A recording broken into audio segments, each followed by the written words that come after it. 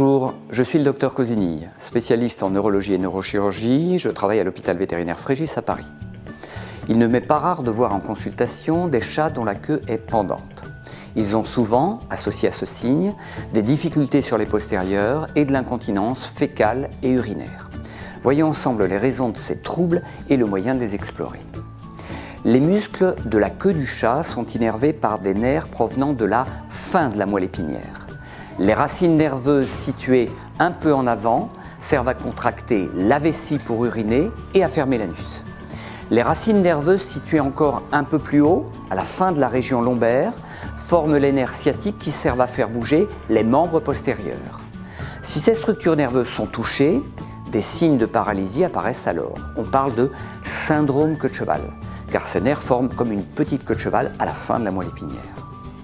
Quand la queue de cheval est lésée, quelle que soit la cause, on va noter une paralysie de la queue, voire une anesthésie totale de la queue, c'est-à-dire une perte de sensibilité, une vessie plutôt distendue qui ne se vidange que par trop plein, et un anus ouvert avec une perte de sel sans que l'animal s'en aperçoive, une faiblesse des postérieurs avec un chat qui marche sur les talons au lieu de marcher sur les doigts.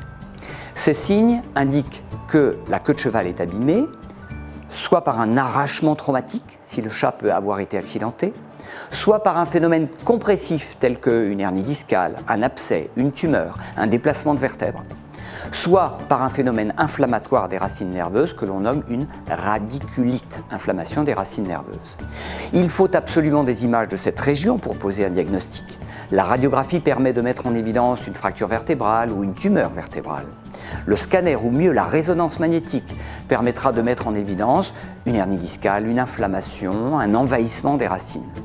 Ce sont ces examens d'imagerie qui permettront, parce que le diagnostic sera précis, de proposer un traitement adapté à chaque cause potentielle.